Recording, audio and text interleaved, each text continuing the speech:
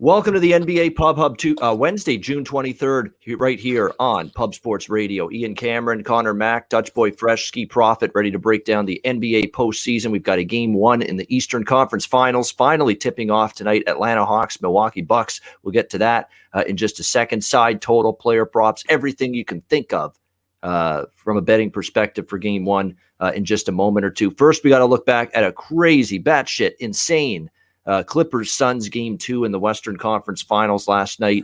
The Phoenix Suns finding a way yet again to win that game, although they did lead the majority, I thought, of the game, especially in the second half.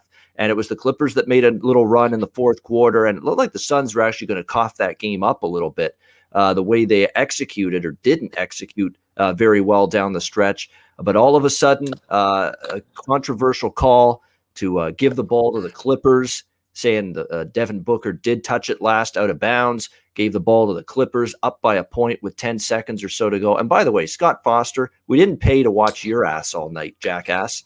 I mean, this guy, again, just sticking his fucking face in everything last night. Every call, he's making sure that he's putting his fingerprints all over this game. I hate when refs do that. We got to put our fingerprints on who's winning this game and who's losing this game. Sit back. Do your job. Let the players decide it. Too many damn reviews, too. And his reviews, Scott Foster, a lot of the other refs, they'll take 30 seconds or so, come to a decision, announce it, and we move on. Scott Foster, I feel like I'm going to be dead before some of these reviews get finished, in some of these games. They take 5 minutes for some of them. And we'll get to the end game, after the crazy final basket. That took forever as well. So then anyway, Paul George steps to the free throw line. They've got a foul, of course, down by one with 10 seconds to go. And we all know what happens there. Clank, clank, 2 missed free throws for Paul George. Turned into Pandemic Pete, didn't he, for that few seconds there at the end of the fourth quarter with those 2 missed free throws. And then, of course, the Phoenix Suns, they missed the Mikal Bridges three-pointer. Ball goes out of bounds. Phoenix ball, barely not even a second left, 0.9 seconds on the clock.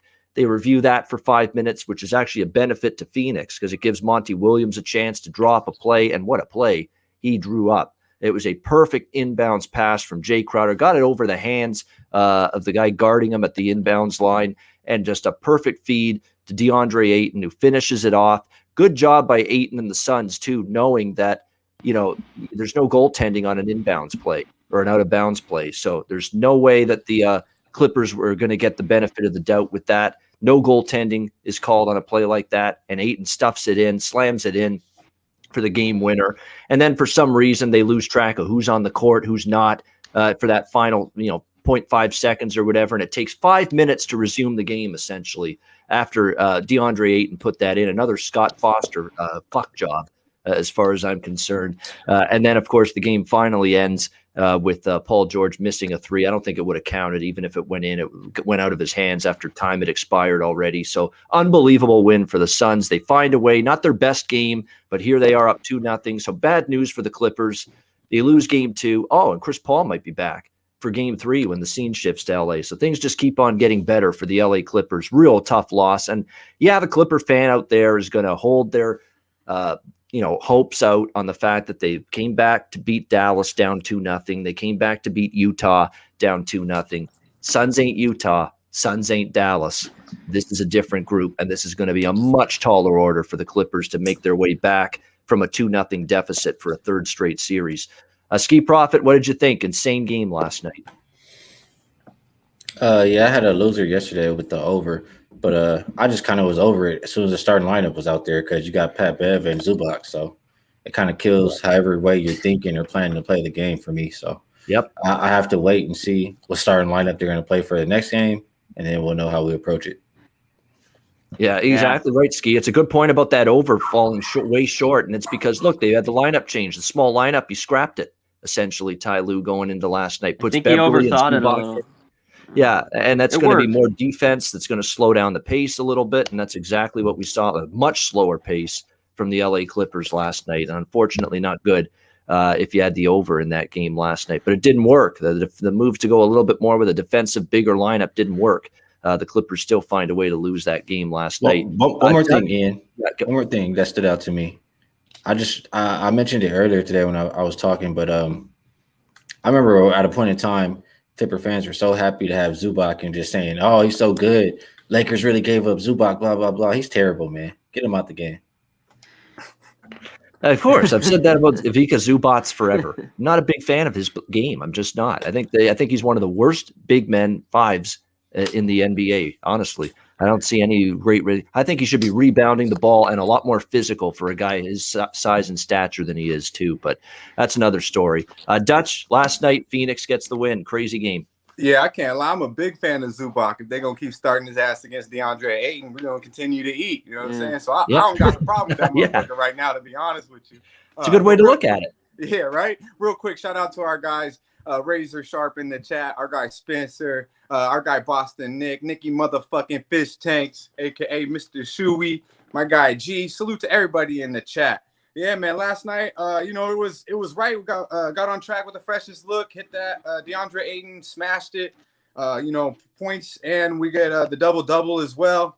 And honestly, I think we would have covered the game if they would have gave him the ball a little fucking more. I mean, he had 6 of 8, I believe, in the first quarter for 12 points. Didn't even really get no touches in the second, and then he finally started getting the ball a little bit in the late third, and then kind of fell away from a little bit in the fourth. I think Booker, had 7 turnovers. Might have been trying to be doing a little too much. Obviously we know looked like he got his nose fucking broken by Beverly's cheap ass. But last night to me it was Cameron Payne. I mean, the guy was maybe a little too aggressive in my opinion, to be honest with you. I mean, he played great basketball game. I'm gonna be honest with you, but they didn't cover the fucking spread, and that's all I care about. Bridges, Bridges, and fucking our guy with the long hair. I'm drawing a blank on our guy. I don't know why I can't think of his name. With the long hair, fucking. Yeah. He had like fucking 4 points to combine, maybe 6. It was just like you didn't get much from Bridges or him. You did get a good game from Cameron Payne, like I mentioned, but at the same time, it was just like not what I was expecting from the Suns. I thought Book was trying to do a little too much. He had 4 assists in the first half and didn't even have 1 real quick in the third, and then he kind of just lost his mind a little bit. He did make a big shot in the fourth, a couple big shots late in the fourth. But yeah, I expected a better game from Phoenix, obviously. But what it comes down to is, Paul, you mentioned it. PG missed them fucking 2 free throws. That's your best player on the court, missing them. That takes your heart out. And then and then they still almost squeaked that motherfucker out. But DeAndre Ayton came up with probably the biggest play I've seen in the playoffs, and they got the win. So this series to me is over, especially if CP3 is coming back. But it was a good game as a fan. To be honest with you, not the best game to cap, to be honest. Yeah, exactly. I mean, we're happy Phoenix. Well, I've got the future still on Phoenix to win the championship, so I'm happy with that. At almost 20-1 when I bet them. It was a great price at the time, and that's just when they were heating up. January, February when I jumped on that. So the timing was good, and just hope they finish it off. But they got a long way to go, though. They still got to win 2 more in this series, and you still got to wait Milwaukee and Atlanta if you get past the Clippers. So we're not celebrating too soon, but yeah, Cameron Payne was great. Now, he's going to get more minutes. There's more responsibility on his shoulders without Chris Paul. He's the backup point guard after all. But you don't expect that kind of performance necessarily, him to just explode like that and really, almost carry the team on his back. He also actually did that. He was their best offensive player last night, Cameron Payne. He was just absolutely fantastic with the basketball, taking it to the hole, aggressive, drawing fouls. His shooting was good from mid-range as well. It was just a great game overall for Cameron Payne. Yeah, he had a great game. I'm just saying, what I mean by that is like if he's that drive was the worst one. Dutch, when he got blocked, that one where he went to the he got a little too confident, and it's like you had 24 attempts, bro. You should not be leading that team in field goal attempts. He played a great game, not taking anything away from him. They didn't cover, and they won't win and they won't be winning too many more games with Cameron Payne your leading scorer. That's all I'm gonna say. That is true. Yeah, it's hard to envision that being the case. So we'll see Chris Paul if he'll be back as well in Game 3. Nice win, though, for the Phoenix Suns. They didn't even play their best and still found a way. And, yeah, Paul George, look, the old final minute of a close playoff game. How many times has this bit this guy in the ass in the past? The final minute of a close playoff game. Either he misses a big 3 or he turns the ball over or he misses free throws like he did last night. Like his field goal percentage in the final minute of a close playoff game, it's like, I think in his career, it's like 28% or like it's not good. And then, of course, he misses 2 free throws. So you got to wonder if clutch moments, close games, pressure moments in playoff games still is an issue for Paul George. How do you explain it that an 80+% free throw shooter goes 0 for 2 at that spot in the game from the free throw line? It tells you you know what it is? It's pressure, under pressure. There's a reason why that was a hit song for David Bowie and Queen back in the day. They're right. Under pressure. Paul George felt it. Last night. Right? See, Mac, go ahead. What were your thoughts, Mac, for last night? No, just breaking under pressure. Yeah, it just everything outside. I thought the game was really good, especially late. But Paul George he just couldn't do it, dude. Those free throws, just 2 bricks. I thought if he could just hit those, it's over. But he choked again. But yeah, we'll look at the betting side of it. Payne's assists got there for me. Ayton's double-double, Jackson's points. But man, what's up with man? He came out 8 points, hit a quick 3, and was benched and kind of silenced. Yeah, just Bev was out there. I think he brings a bigger spark and should be out there a little bit more than he was, especially in the second half. But the Clippers were playing well, so I guess Lou stuck with that lineup. But it was a pretty good day, and we'll see. Clippers still got to go back home, but it's going to be difficult. Suns just got to get one there, and I think they will. And is that breaking news? Is CP3 cleared? I don't know. Someone put that in the chat here. I think he'll be ready too, but someone just wrote it. There's just news broke, but I think he'll be ready too. So I think the Suns get one in LA, and he'll probably be done. Yeah, definitely. Very interesting to see if Chris Paul comes back. Let's move on now to tonight. We've got the tip-off of the Eastern Conference Finals. It's game 1 with the Atlanta Hawks and the Milwaukee Bucks. Milwaukee's taking the money. They opened 7. It's 8. I'm even seeing maybe it could go to 8.5 in some spots here. Total 225.5 here with the Hawks and the Bucks. Game 1.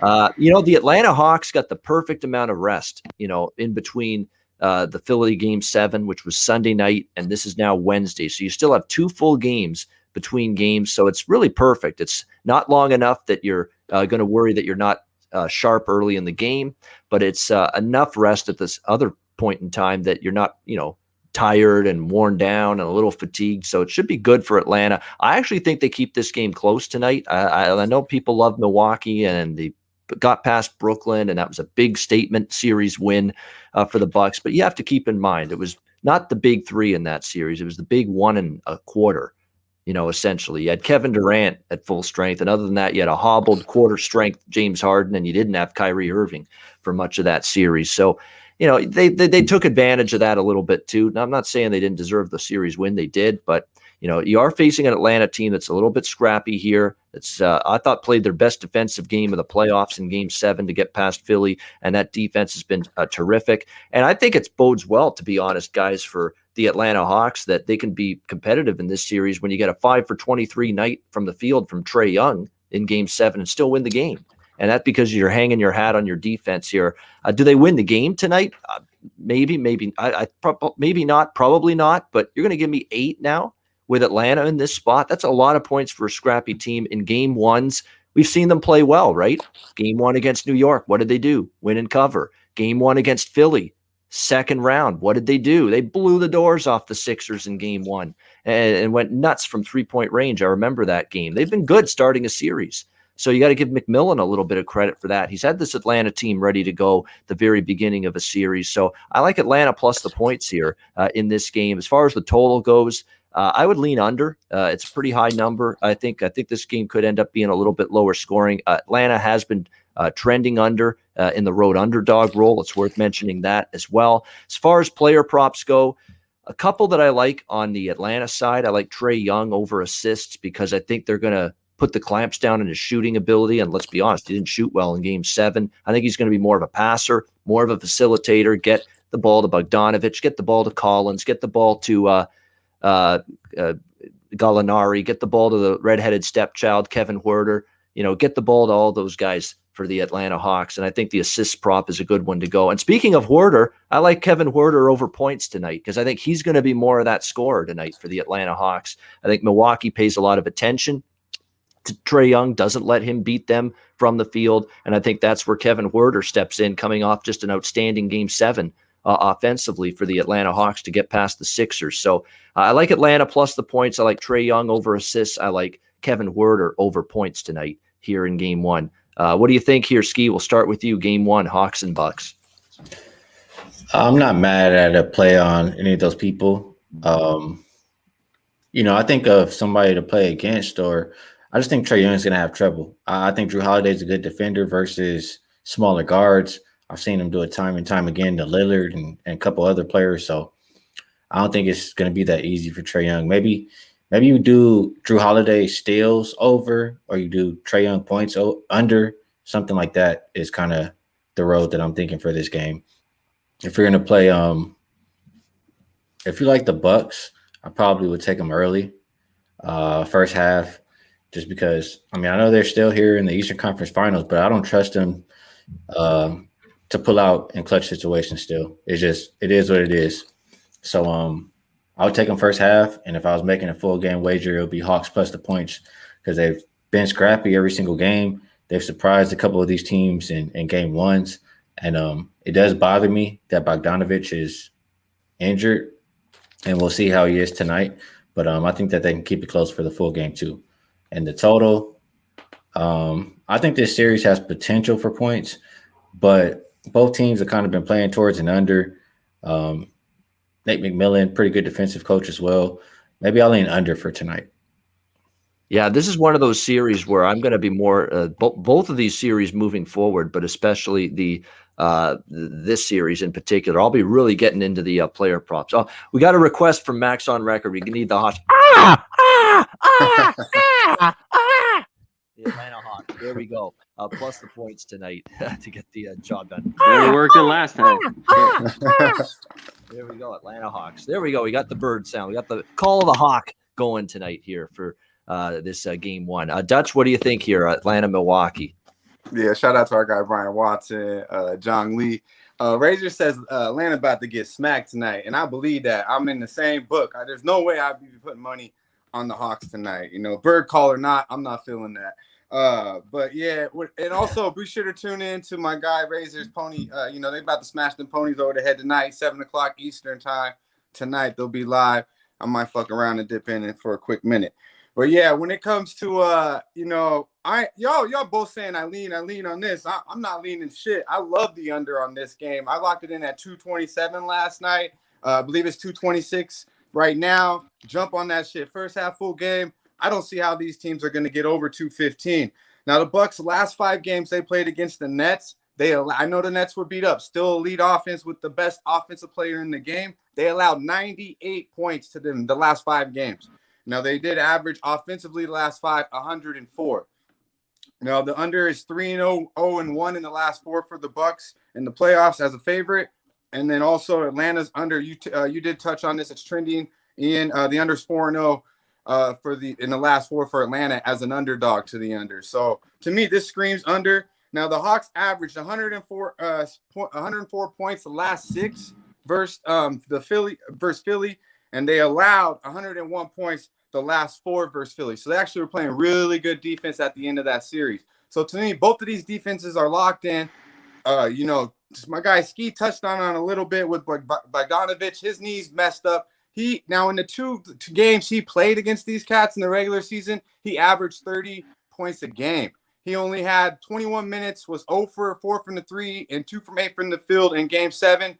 They said it's classified as right knee soreness, and he wasn't shooting around. He will play, but I don't know how good he's going to be. And he's been the best player against the Bucks in the regular season. Now, also, my guy Skee, stole a little my thunder, man. Yeah, I'm going under 28.5 on Trae Young, just to touch a little bit. He only played 1 game.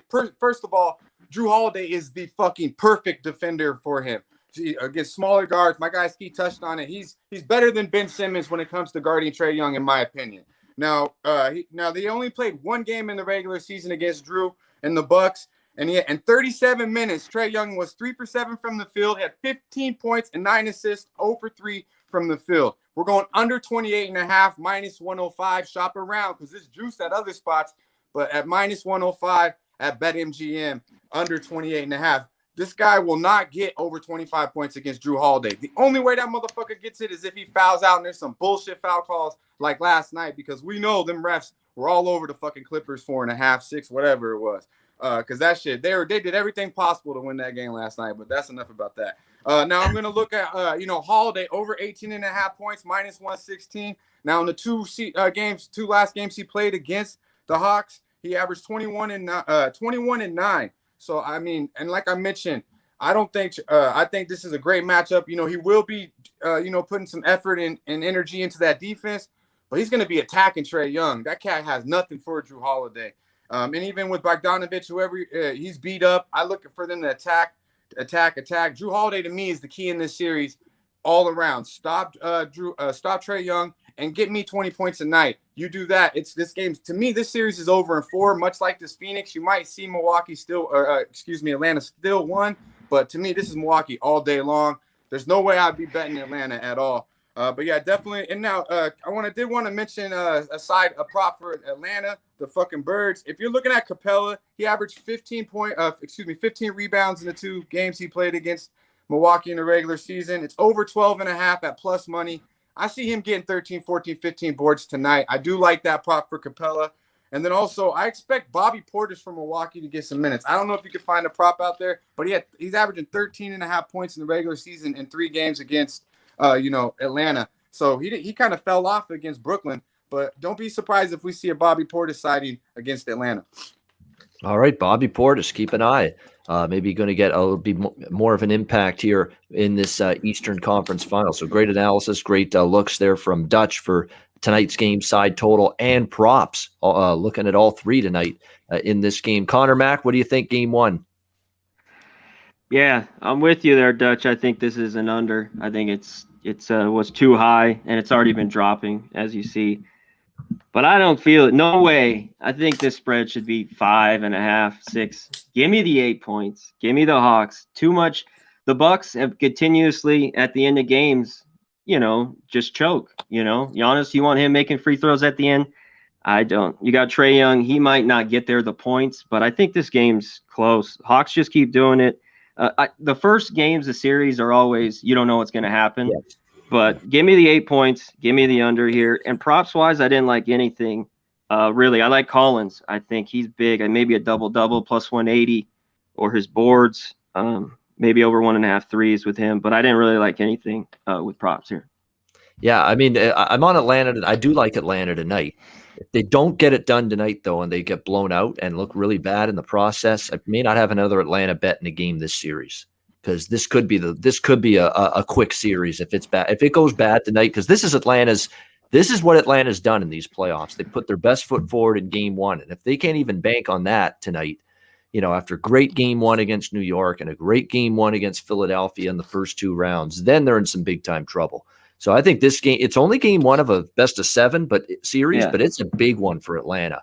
They let this one slip away and look bad in the process, and if they get roughed up and they get blown out, that's going to be a bad sign, I think, for them in this series moving forward. Bucks own them too, real quick, Ian. The last few years, these Bucks teams have owned Atlanta, but a little bit different team with Nate McMillan. So we'll see.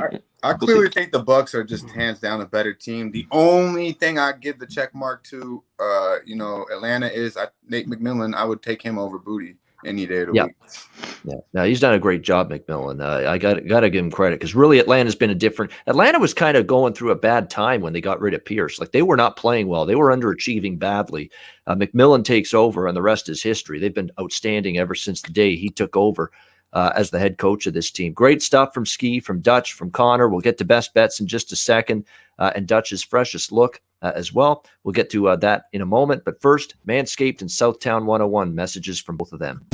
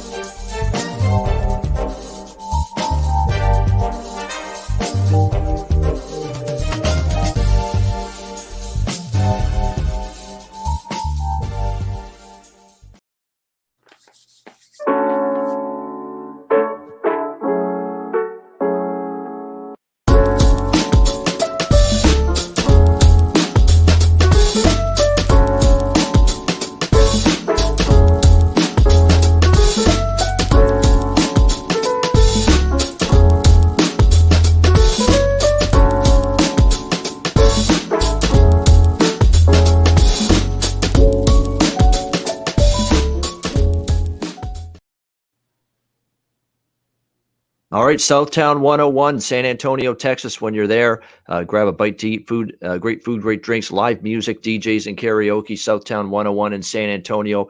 Manscaped promo code Pub Sports, the brand new Lawnmower 4.0 available, ready for purchase, hot off the presses.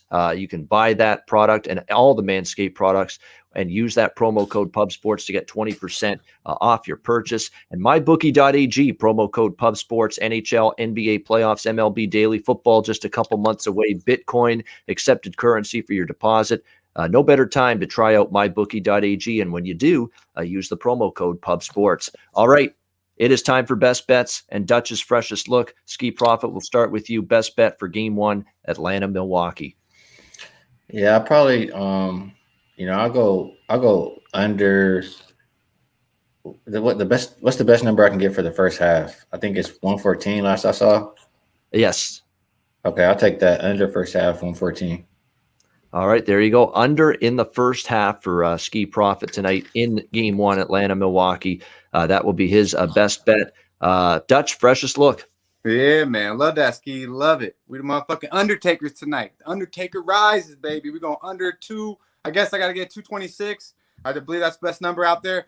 It's not going over 220, believe that. So we'll go under 226. The motherfucking Undertaker. There you go. The Undertaker. We're all keep digging. The old Paul Bearer voice. Remember him, the Undertaker manager? Yeah. Keep digging, Undertaker. You're not worthy. Paul Bearer from the Undertaker manager. Yeah. That was back when I watched wrestling. I don't anymore.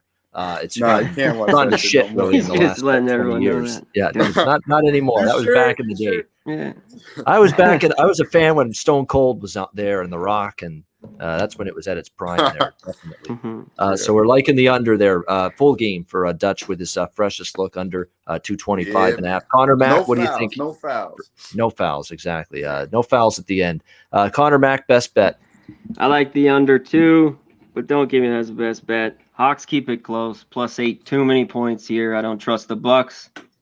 These big runs, I mean, they just come even up 15. It's never safe. So especially with the refs, the whistles, everything. Give me the Hawks +8. Give me a screech. Right. There you go. Give me a Hawk. There we go. Second time's a charm. Yeah, first time didn't work out. Second time. There we go. My voice is all right. I feel it in my voice now. It's all sand and rocks in that vocal cord now after that. So that's enough of that. We're putting the Hawk to sleep for the rest of the day and the rest of the show. My best bet is going to be Atlanta +8 as well against Milwaukee. I think, be competitive, be scrappy, be ready to play from the beginning of game 1, which has not been an issue for Atlanta in the first 2 series. I think they keep hang around and stay in at Atlanta +8. That'll be my best bet. And that'll wrap up this edition of the Pub Sports Radio NBA Pub Up. Thanks to everyone in the chat for joining us.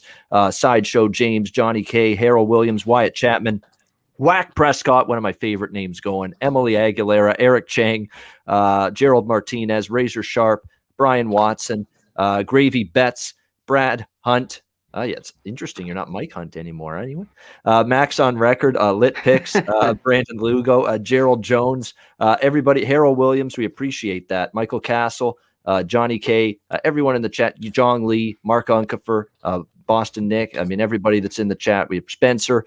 Everybody, thank you again. I Need Money. Thanks again, everybody, for joining us here on the NBA Pub Up. We're back tomorrow on Thursday, 4 p.m. Eastern, 1 p.m. Pacific. We'll look toward Game 3 and a potential CP3 sighting with the Suns and the Clippers tomorrow. For Skee Prophet, Dutch Boy Fresh, Conor Mac, I'm Ian Cameron. Enjoy Game 1, Eastern Conference Final, Hawks and Bucks tonight, and good luck. We'll see you again tomorrow on Thursday for the NBA Pub Hub right here on Pub Sports Radio. Dutch, take us home. Yeah, man. Salute to the chat, the real ones. Be sure to like and share. You already know we went in, so we're coming out with the motherfucking bag. Believe that. Stay fresh, stay blessed, and let's stay putting these motherfucking bookies to rest. We be pumping! Go. Game 1.